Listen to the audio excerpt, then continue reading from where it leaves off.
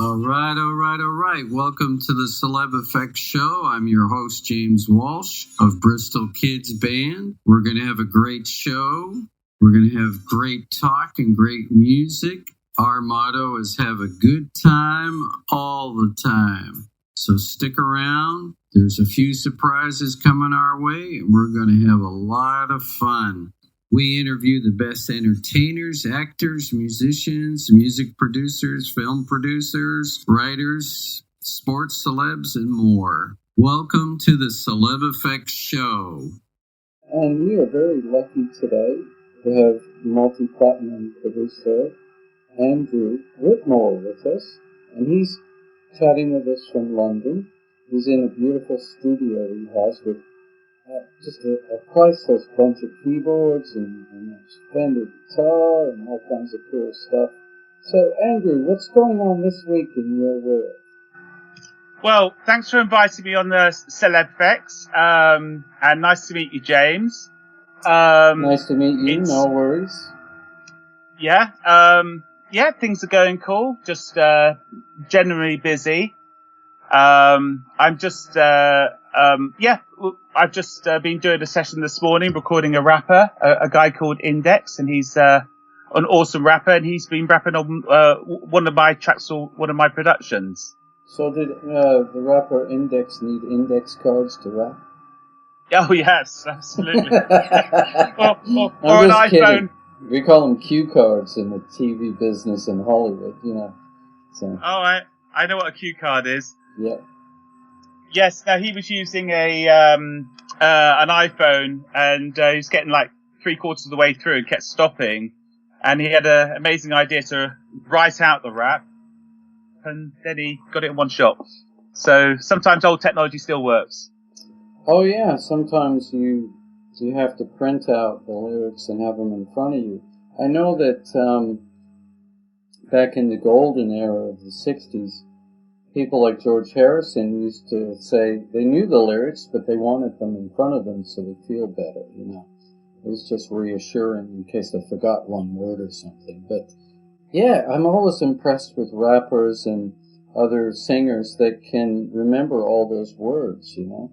Well, I must admit, as a producer, if a singer comes in and they got the lyrics written out, I've been known to kick them out of the studio and tell them to learn it all off by heart and come back in an hour when they know it all off by heart. So I wasn't aware of that George Harrison story, but then nobody's ever said that to me, because if they had, I would have believed them.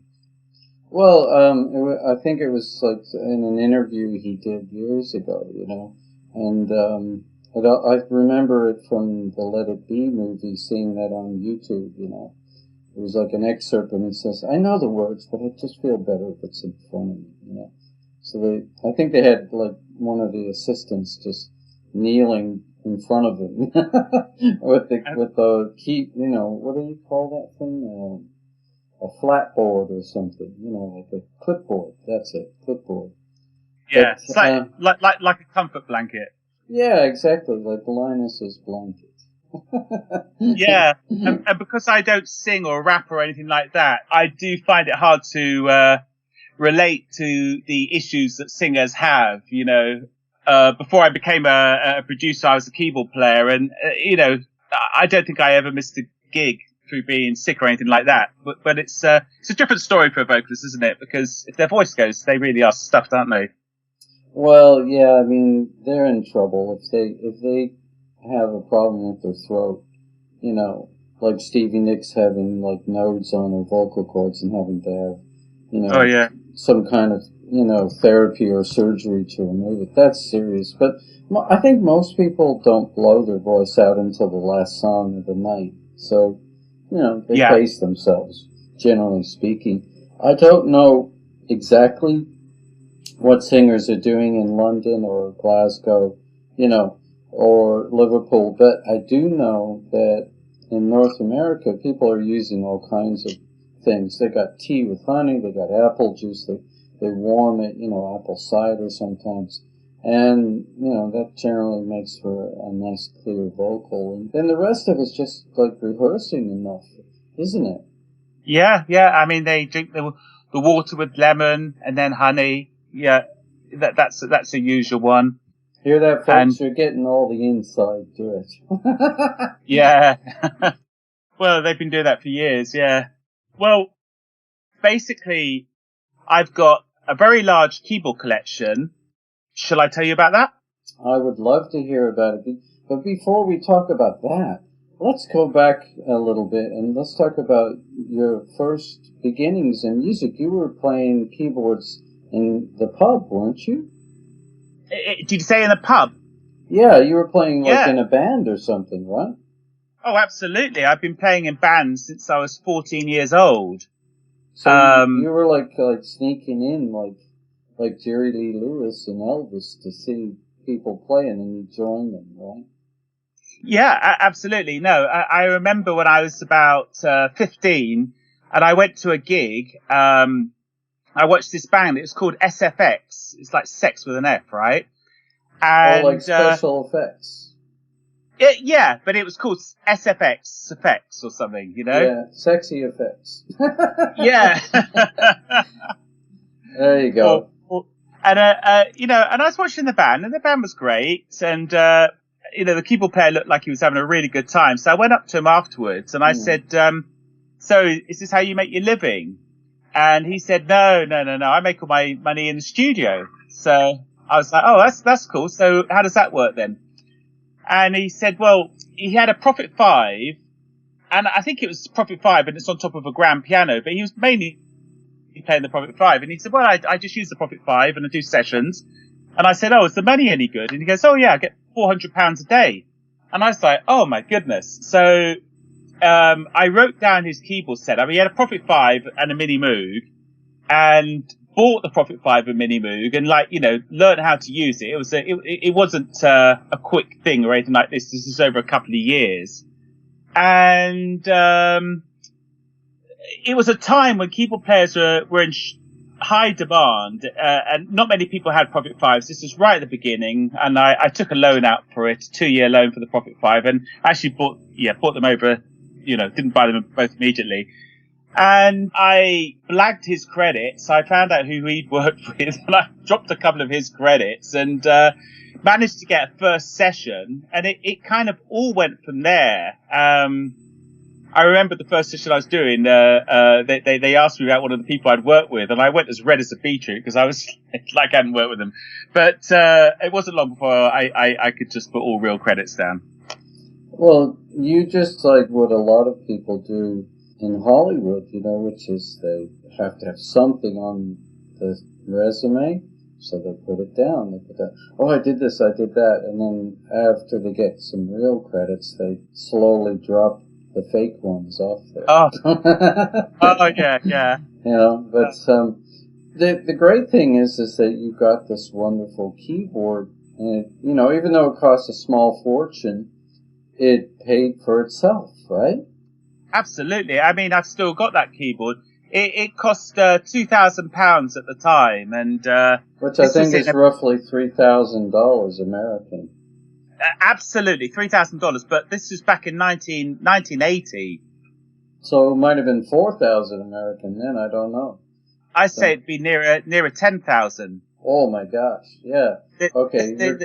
That's like, for me, that would be like buying a used Mustang car. Absolutely, and it's probably it certainly make you more money than a Mustang. But the synth, it was and is an amazing synth. You could literally build a whole song from beginning to end, except for the drums on this one synth. And this is before there were sequencers, and it didn't take me long to suss how to get on in the studios. The first thing you got to do is convince the producer that you can play in time. So I would always listen to the song, because I'd never heard the songs before I turned up to the studio. I'd just turn up to the studio and they'd play me the song, and I say, "Oh, I can hear some strings on this." And they go, "Oh, really?" And I say, "Yeah, look, I'll show you an idea." And I put a string sound up on the Prophet 5. And of course the strings has got slow attacks, so that if you're late or early, it still sounds in time. And once you got the producer convinced, then you could start playing more percussive sounds and clavinet sounds and piano sounds, which you need you to be really tight. But this is before you had sequencers to quantize everything. Right. Well, quantizing is something that puts everything in time for those of you out there listening that don't know what that means.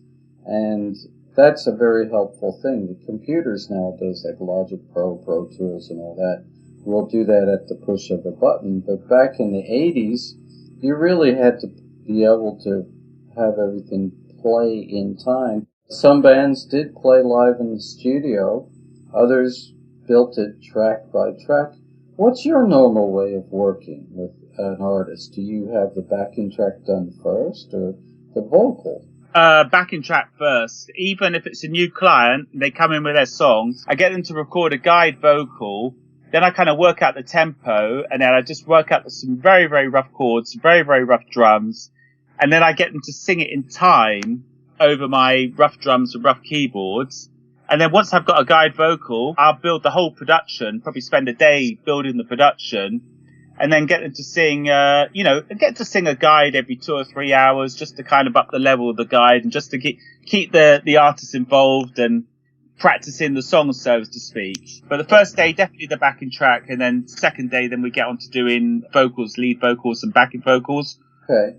So as a producer and a musician who knows what he's doing and has known since even before 1980, are you recording and writing songs for the artists and collaborating with them, or do you just leave them to have a go at it themselves? I very much don't leave them to get on and do it themselves. Obviously, Greystoke Studio is a working studio, and I have like 5-6 engineers working here, and we get every single type of artist come down. So when the studio's out for hire, we get all sorts in, and you get bands come in and they record the song right from the word go. We have artists that have got strong ideas, and they just need an engineer just to kind of, switch the computer on and just know the specifics of this studio rather than needing an engineer to do everything for them. But my way of producing, so generally the artists that come to me, they really want me to do everything. They want me to take their idea, build a production around it, produce their vocals, mix it, get it mastered at the best place in England. And the people that book me, they very much are booking me because they want me to do my thing. They understand that you're going to guide them and that you're going to make sure that they walk out the door with a product that they can be proud of. Yes, absolutely. And I always, one of the things I say is that I always try to make my productions timeless. So they're definitely related to what's going on in the charts and stuff like that. And, I always have a young engineer working with me that's always in touch with what's going on, and specialists in the style of music we do. I mean, we don't do every type of music. We're quite specialists, but then what I bring to the party, hopefully I bring quality to the party, but apart from bringing quality to the party is I will play live piano or live Hammond organ all the way down the track, not quantize it, and then that kind of injects that kind of real feel to it. And for me, number one, the song is like a story from the beginning to the end, because there's a part in there that's kind of moving with the song. And because it's live, if you listen to the song 20, 30 times, it doesn't get boring. Like if everything's programmed and everything's like, you've got an intro that's a broken down chorus, a verse that's a broken down chorus, a bridge that's slightly different but the same chords, and then a middle eight which is just and everything's programmed and everything's quantized. Number one, if you listen to it once, you'll probably get it on first listen. So that's a very definite advantage, and fits in with today's culture throwaway pop. But the bad thing about it is if you listen to the song 5 times, you're probably really, really bored of it because there's not so much to it. Well, that's true. And like, for me anyways, if I am listening to hip hop and rap, I suddenly start to want to hear ska. And I'm like, okay, I'd like to hear some melody now. But that's just personal taste. Not everybody's like that. Some people are happy with just hearing beats and hearing a story, even if it's, minimal. And I know that there's been a resurgence in North America of interest in playing guitar. I mean, even Skrillex is playing guitar. And these wonderful new artists that are coming up in country music, they've all got Taylor guitars or Martin guitars or, Seagull guitars. They have something that is like solid wood because they're purists. But some of them are just growing by leaps and bounds, and others are struggling. If you have an artist that comes in that's very young and they're struggling to find their sound, do you make suggestions, or do you tell them, go away, come back in 6 months, and then we've got something, you need to grow more? Well, I would say that I make suggestions. I will guide them. What I will actually do is, if they haven't got their own identity, then I will make an identity for them and then say, right, that's your sound, and that's the sound that we're going to work on. It'll be a sound that I've invented, but it'll be based on what they've brought to the party. So I listen to what they've got, and what needs developing, I can develop. That's not to say that I don't tell people to go away. The only time I tell people to go away and kind of, shall we say, learn their trade is, oh my goodness, if a singer comes in and they can't really sing, even if they're ridiculously talented, then I will send them away, tell them to practice for 6 months, get vocal lessons, go once a week, record the vocal lessons so that they can practice the vocal lessons during the week, and come back to me when they know how to sing properly, trained. Very, very raw. And wonderful and talented. But if I said to them, sing the intervals, they would say, what's an interval? And I said, okay, look, I know this is boring as all get out, but you've got to do the intervals 1, 3, 5, and the octave, 8. Absolutely. Right? And it's important that young singers who are 16, 17 do get the fundamentals, Probably the best advice I ever got was from Steve Vai when I was at MI, and this is for you listeners out there that are new musicians too. And maybe some people just didn't know this. Steve Vai said, go out, go in the junk shop in Hollywood or wherever you are, and buy an old reel-to-reel tape deck. Make a recording of A440, that note. Listen to it every night in headphones for 8 hours while you sleep for a year, and you will have good pitch. Everything will be relative to that. And that's what he did, and he wanted perfect pitch, and he got it, That's a fantastic idea. And it works, I've done it, and I found that everybody knows do, re, mi, fa, sol, la, ti, do. C major scale, and you sing the first note, third note, fifth note, and the octave, and you do that every day. Even though it's boring, it becomes second nature. If you do it often enough, it's ingrained, and that's the thing that was missing from a lot of rappers. Even Kanye West needed to train. And it doesn't mean that they're not talented or that they don't have great ideas. It just means that they're growing, and they need to grow even more. If you're going to be a musician, right? Well, exactly. I totally agree. I mean, what I say to people is, and that thing about the 440 is amazing. Well, I never thought of that, but that's actually very good. One thing I say to musicians is, look, we all know you're really talented and all that, but how many Formula One racing drivers line up on the grid that have never had a lesson? And the obvious answer is none. They've done so much work. They're all talented, but they've done loads and loads of work. Why is it that some singers think that they could just walk into being a singer without ever having any lessons or practice? Well, they have what I call blind enthusiasm. They just don't know. They're very young and haven't been around the world yet, haven't been across, the country or whatever, so they're still very sheltered lives. They're leading very sheltered lives.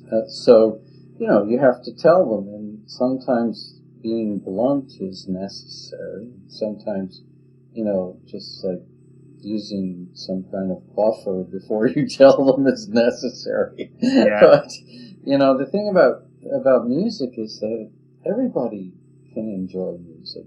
Even people who are tone deaf still enjoy music, And we used to make a joke in my hometown. We'd say, what do you call a guitar player without a girlfriend? And my friend from England said, homeless. And I said, exactly. So everybody needs a team. That's it. And your team, you've got 5 or 6 engineers, and you've got yourself, of course, who is a great keyboard player. Do you bring in other musicians that are session guides, I've got, absolutely. Because I was from the session scene, I'm great mates with loads of session players. I use a few bass players. My son, David Whitmore, he's a great bass player. He is obviously rebelling against his dad, has gone into rock, but he also did a lot of reggae, and he's got into, and he knows all about R&B and dance music as well. So he features on quite a lot of my recordings. I use a couple of drummers. Tony Mason, he's a fantastic drummer. He's touring with Marty Pello at the moment. And Gabor Dornier, he's used to be the top drummer in Hungary before he moved to England, and he's an absolute fantastic drummer. I use Tony Mason for the more kind of R&B soulful tracks and ballads and stuff like that, and I use Gabor for the more rockier tracks. Great names, by the way, Mason and Gabor. I was going to ask you, is the session guide, Mr. Mason, is he related to Dave Mason? I don't know. I don't think so. Okay. I was just curious. Never mind. Continue. For guitar, I've got a few guys I use. One of the guys I use is one of my engineers is a guy called Ed Stokes, and he's very good at the kind of funky guitar like Nile Rodgers.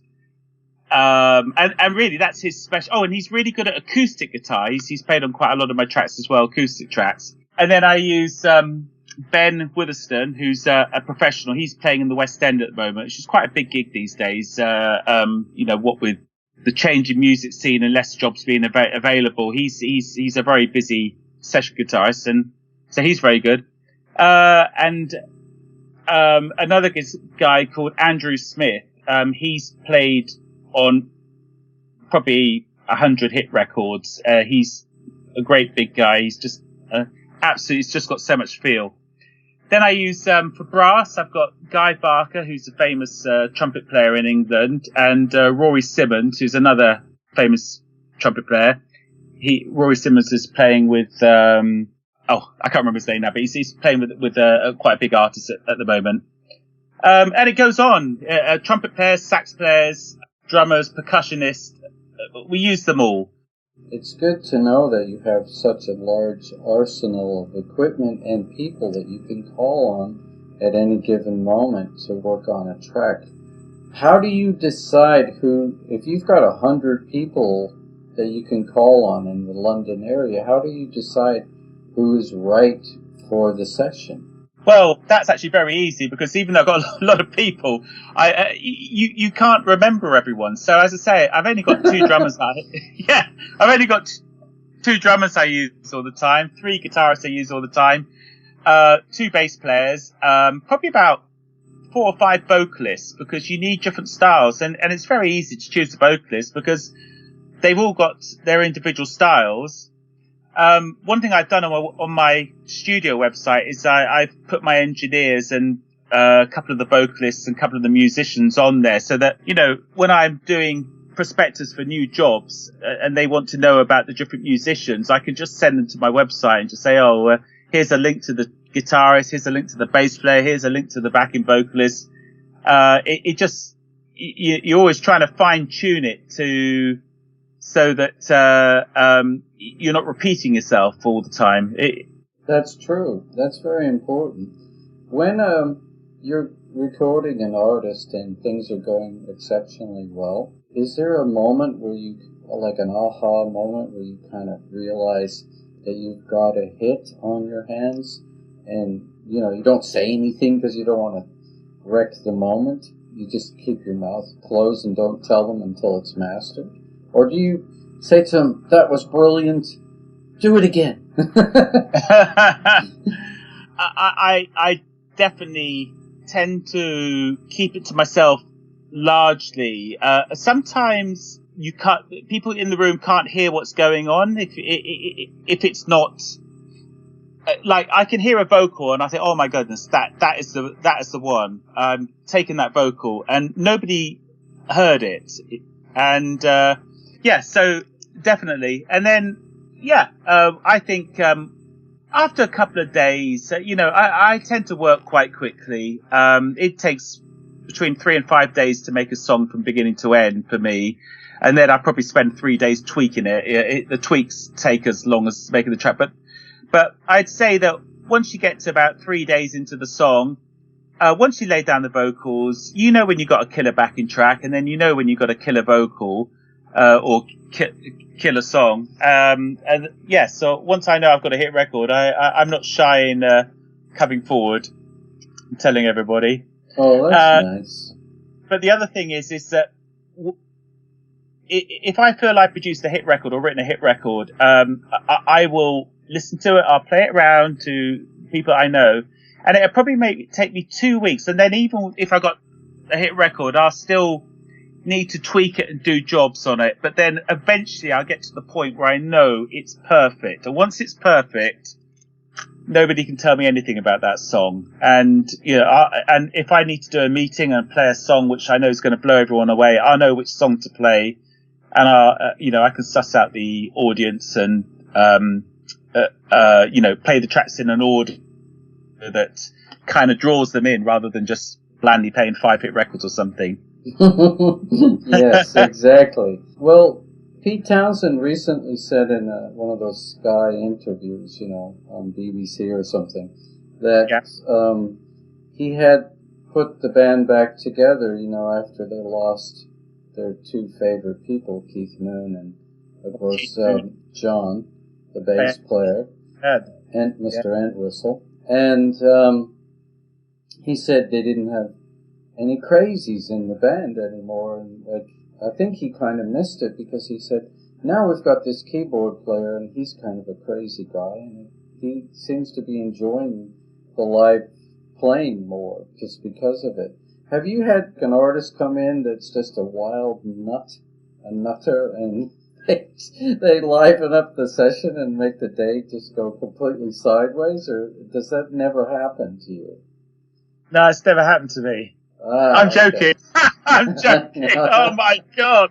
Nearly every... Well, number one, I'm going to answer this in 2 parts, right? The first part is, I've worked with so many crazy singers, absolute unbelievable. And I have a really good way of understanding them. And I've worked with lots of singers who've kept coming back to me, and they've worked with everyone under the sun, and then come back to me and they said they could never felt anyone who understood them the way that I did. I've got a knack of getting inside people's heads.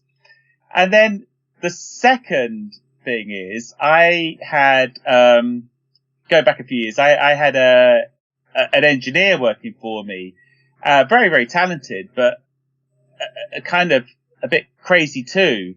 And it was such a nightmare handling him. Do you know what I mean? Like having to sort of very, very good at his job, but having to deal with all the madness that's going on in his head. So, I mean, I saw an interview on a documentary about the Swedish DJ that died recently, Avicii, and it did remind me a bit of this guy that used to work for me. So I think when you're working with vocalists that are kind of a little bit off the radar, and it's just one day here, one day there, even if you're doing an album with them, you can cope with that. But I don't know whether I'd employ a mad engineer again. It's too wearing on your family life and everything else, Oh, yes.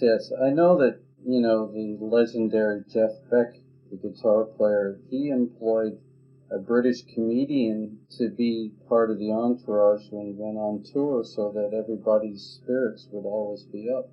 Would you bring a comedian in to tell jokes and put everybody in a good mood too? Completely not. Okay. I just wondered, because like if you're dealing with people that love comedy and love a sort of freedom and wildness to them, and like you said, they're like a little crazy. Comedy is the great thing that mends all fences. Yeah, I totally agree with that. But I have always, whenever I'm making music, I generally have 2 or 3 people in the room, but maybe more. And I think it's really important for there to be a bit of a vibe in the studio so that everyone's, kind of feeding off each other. Right. I've worked with Soul to Soul. They had about 9 to 20 people in the studio. We used to work at a studio in King's Cross, and it was a massive studio. The control room was massive, and it's just completely full of people. And everyone's going, whoa, oh my goodness, that's so happening and all that. And I thought, you know what? These guys, they know what they're doing. And, so that's what I do. I always make sure there's a few people in the studio and we are vibing off each other. And it's very important for me to be in a positive frame of mind before I do a session. I don't, even now after working this job, over 30 years, I still think it's important to turn up to the studio and feel very positive, feel very optimistic about everything. And, if I've got a big session on the next day, I don't go out the night before, and that's one of the wonderful things about, being married and having a family is, they're such great stabilizers and allow you to be able to wind down and be calm and, have a quiet night so that you can function really well the next day. Do most of your sessions take place in the afternoon and evening, or more early morning and normal? Well, my typical day is, because I've got a 5-year-old son, I drop him off at school about 9 in the morning. So I'm at the studio by 10. I'll do an hour of, office work, just getting on top of things. Then from 11 to 7, I'll work on the studio. I'll either have an engineer turn up or client turn up or client and an engineer turn up. Work to about 7 o'clock. Very, very intense, very, very full on. Quite often I'll do 3 hours on the computer, then I'll hand over to my engineer. He'll do a couple of hours, and then I'll do a couple of hours, then he'll do 3 hours. And we kind of play tag, but the first half an hour that I ever do when I take over from my engineer is check all the work that he's done and upgrade it if necessary. And then generally finish about 7. Then if I'm lucky, I'll just go straight home and just have either go out or stay in. If I'm busy, I can go and do another 4-hour session, or sometimes I just have to go on and do office work. So I do still put in the hours. I'm lucky if I can get 40 hours music a week, but I definitely do probably 60 hours a week. That is a lot of time. It is, isn't it? It's I don't know. I every time I slow down, it just speeds up again. I mean, it's just as you get older, you diversify. I've tried very hard not to diversify, but I have diversified a little bit, and these other things that you're doing as well, they take time out of the diary as well. Okay. So what track should we play now to kind of introduce what you've accomplished, in the studio with an artist?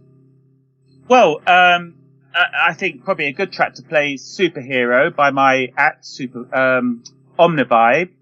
And that's Omnivibe, which is OMNIVI3E. So it's got a 3 instead of a B. But if you type in Omnivibe with a B, it comes up anyway. Superhero. It's a track which I've written with Joe Killington, who's a red hot vocalist at the moment. And he's having a lot of success. And it's a number 1 hit. Oh, absolutely. Okay, so let's play that track. And then we'll come back and we'll chat some more with the wonderful Andrew Whitmore, who's chatting with us from London, England. He's a multi-platinum producer and a great keyboard player too, which is a wonderful plus. Okay, so let's get on with it. Here we go.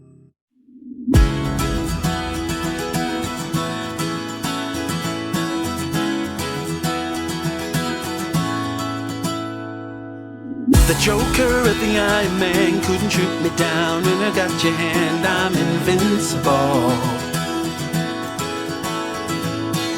Sub-Zero couldn't freeze my heart, 'cause my love for you makes fire start. It's unbreakable. For you, I could jump a mountain. You make me feel like a superhero. With you, I am scared of nothing. You make me feel like a superhero.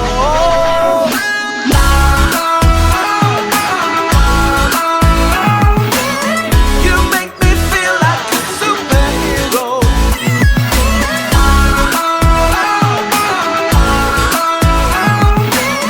You make me feel like a superhero. Ever since I met you, girl, I got powers from another world. I'm unstoppable. You turn a man into a super being when you make him feel that anything is possible. For you, I could jump a mountain. You make me feel like a superhero. With you, I am scared of nothing. You make me feel like a superhero.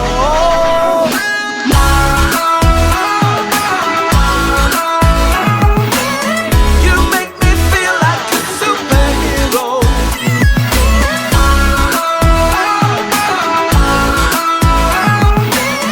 You make me feel like a superhero.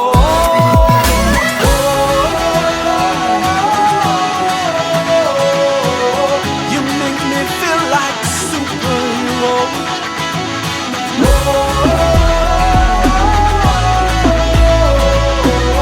You make me feel like a superhero.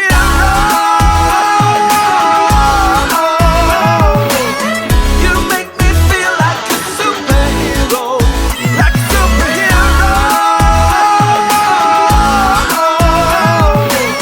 You make me feel like a superhero.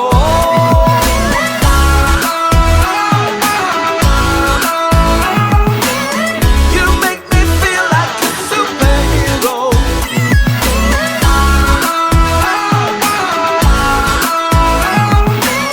You make me feel like a superhero. All right. We are back on the Celebefex Show. I'm your host, presenter, James Walsh, and we are very lucky today. We're chatting with Andrew Whitmore, a multi-platinum producer from London, UK. So I wanted to ask you, do you play guitar as well on these tracks, or is it always just keyboards you're going to play for them? Oh no, I play guitar as well. It's definitely not my first instrument. It's my second instrument actually. What I say to my clients is that I'm a brilliant keyboard player, and I can play guitar as well. But I end up playing quite a lot of guitar on tracks. So I'm quite a good blues guitar soloist as well. I like the blues, Eric Clapton and John Mayall style of playing. Joe Bonamassa, Jimi Hendrix. B.B. I love the wah-wah. Oh, yes. Yeah, now you're talking. Yeah. And actually, one of my favourite instruments I've got at the moment, well, obviously Hammond C3 is definitely one of my favourites. But another favourite keyboard of mine is a Honor clavinet. I've actually done a few jams and put them on YouTube. But basically, you wire that up to a wah-wah pedal, and it's got to be the most expressive keyboard out there. It just feels like you're playing a guitar, but it's on a clavinet. So, and when people hear hear it.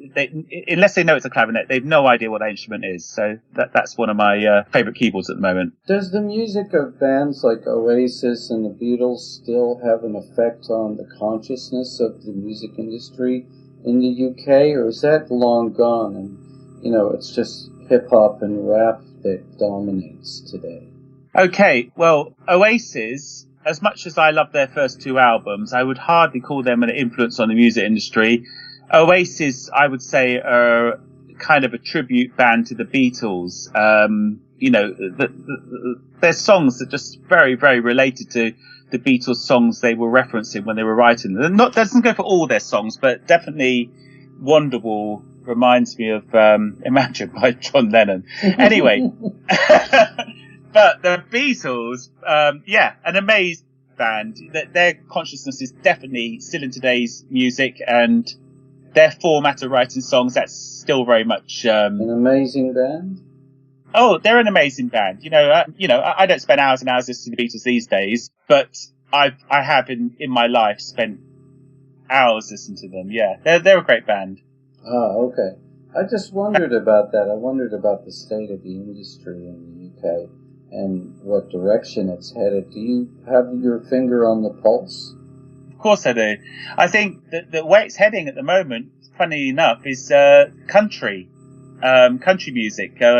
We're doing a lot of referencing of country records, and like you said, there's going on in Canada. People are feeling the real instruments and really going for that high quality recording quality, and real recording of the guitars, piano. It's not the only music we're doing, but and real drums. So country music's definitely one of the ways that's leading the way. Dance music's still very much a very big thing in England. Dance music's kind of developing into a bigger and bigger genre. Like EDM is a big genre now. EDM, yeah. I mean, EDM 2 years ago was all the craze. It's definitely not so much these days. But it's just a form. EDM's a form of dance music, and dance music's still progressing and growing. But other types of music are coming in. A bit of rock's coming in. Rock's been threatening to come in this country for years and years. It hasn't happened yet. Well, I remember being in school, and we had music classes, and in America, a lot of those classes don't exist anymore. So parents are sending their children for private lessons more and more into contemporary music schools like MI and Berkeley. Is there a school in London that you send your kids to for private lessons, or does that seem to just sort of take care of itself? Because in Britain, people do things. They don't just sit and watch telly, right? Yeah, definitely. There's lots of engineering schools in England now. Lots of them. I mean, when I was learning my trade, there wasn't any. It was classical music or nothing. And I didn't want to do classical music, so I left school at 16 and just went straight into doing gigs straight away. I didn't go professional at 16. I didn't go professional until I was 20 years old. But I was earning enough money as soon as I got my driving license, I was earning enough money to do it professional. I just didn't have the nerve to leave my steady 9-to-5 job. But after 4 years, the bank had enough of me. After I'd done a few tours of England and just crying off ill.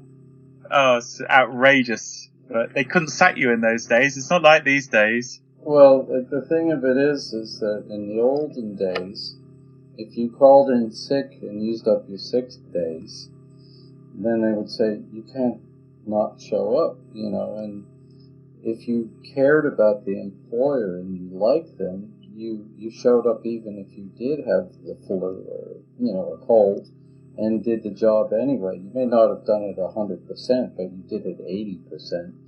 Nowadays in the music industry, you have to have a survival job because the overnight success takes 10 or 15 years, Is the support of the music industry, is it coming in to fill in the gaps that are left by the changes in the industry? Because I know they're doing that in Canada, and they're starting to do it in America a little bit as well. Well, no, there's no support here at all. I really feel sorry for young artists who are trying to make it these days. I really do feel sorry for them, because it was so easy when I started. It was easy for two reasons, but one of the reasons was peculiar to me, which I'm not going to bore you with. And the other reason why it was a lot easier is because you could sign on, you get paid a living survival amount from the government, and your rent paid. Wow. That's how it used to be, and that's why Britain had so many fantastic bands in the 70s and the 80s.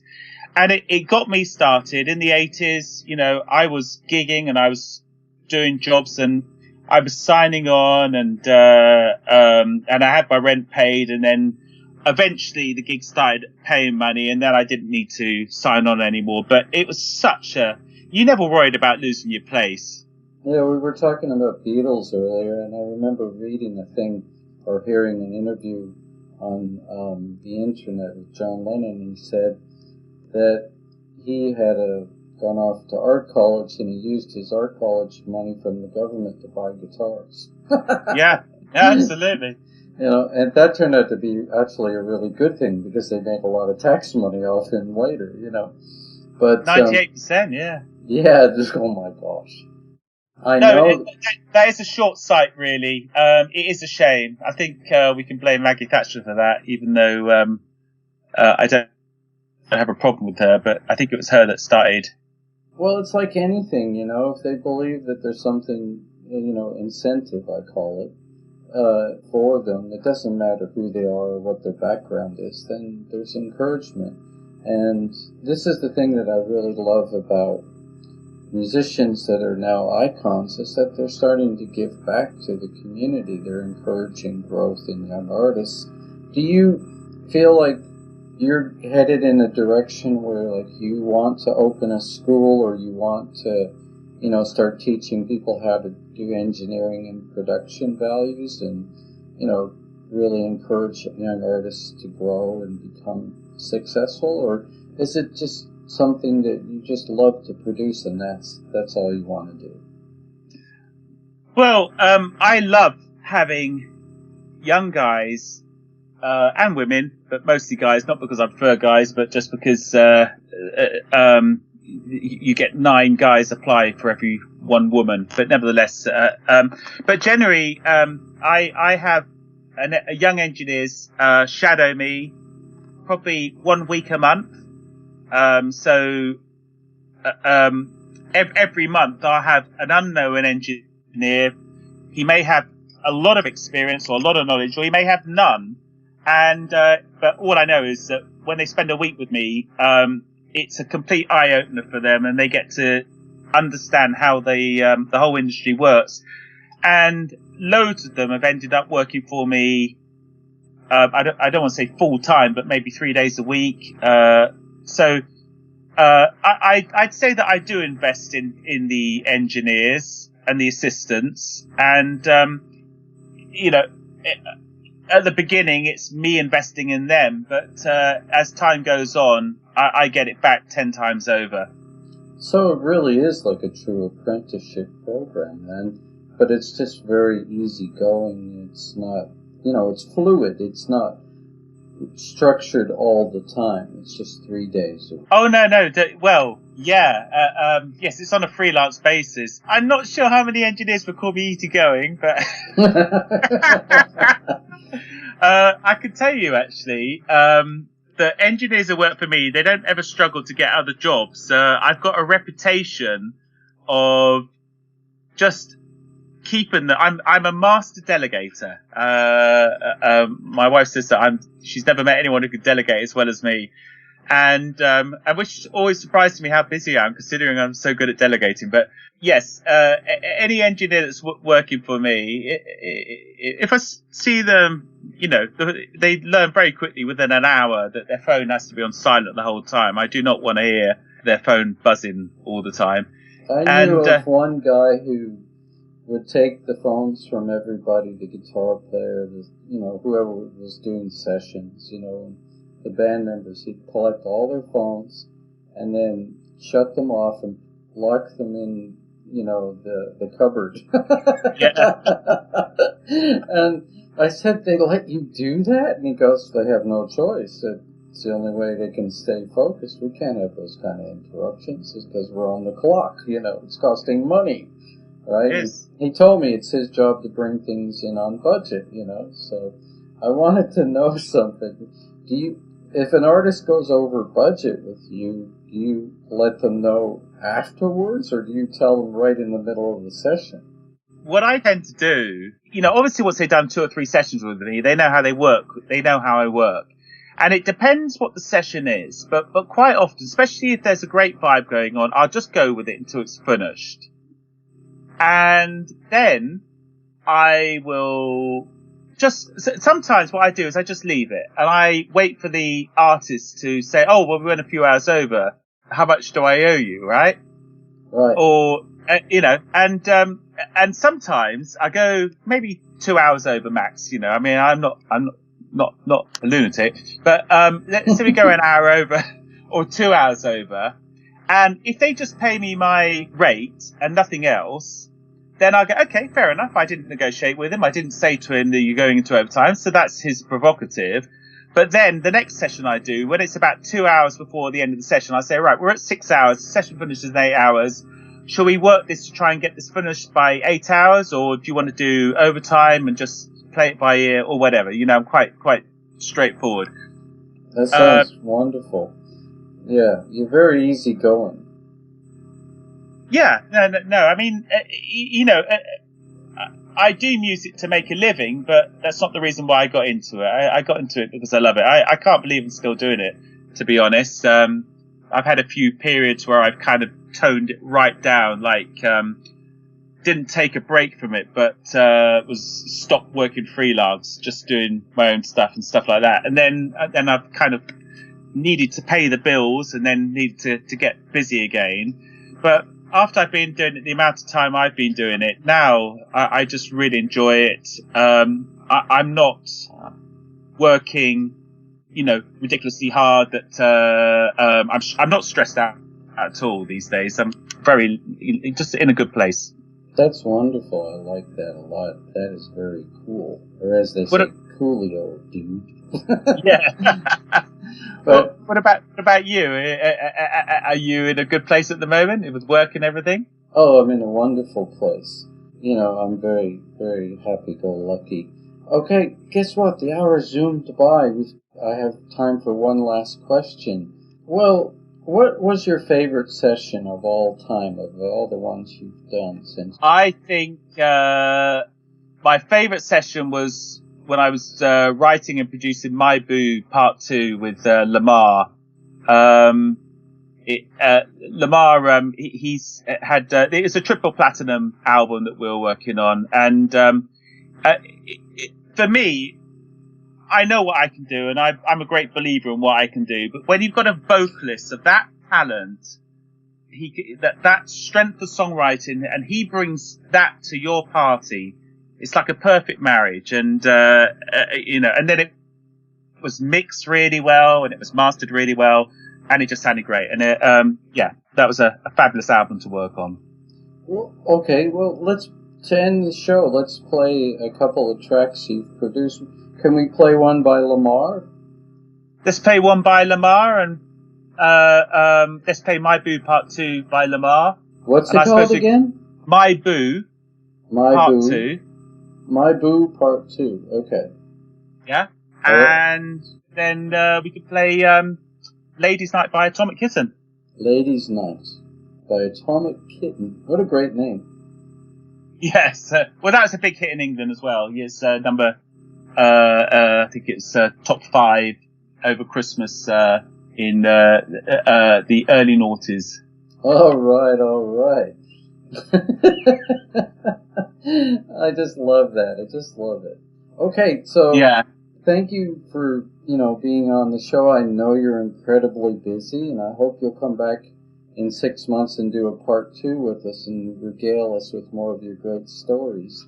Okay, so let's play Lemar's My Boo Part 2 and Ladies' Night by Atomic Kitten. You've been listening to the Celebefex Show on so many stations, I cannot even tell you. We're now, of course, on Spectrum Radio UK and Modern Retro Radio, so I think we're going out to about 54 billion people now. So that's a wonderful thing.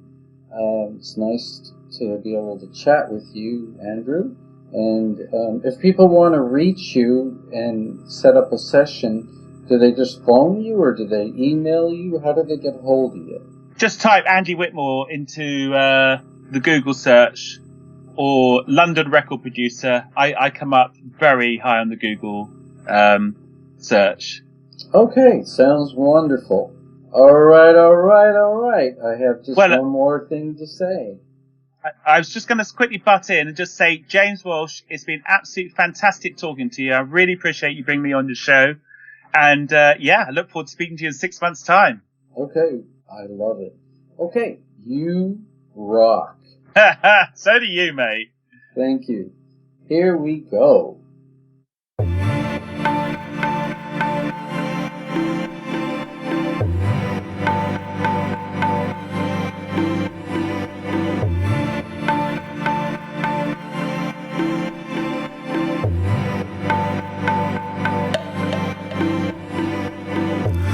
Tonight I am a creature buried in your heart, delivering the secret, tearing you apart. Tonight I am the giver, ready to receive. Now that my skin is thicker, I no longer bleed. I fall to my hands and knees. I'm ready to feel it all, fulfill my own destiny, 'cause I am right where I need to be. I feel myself breathe.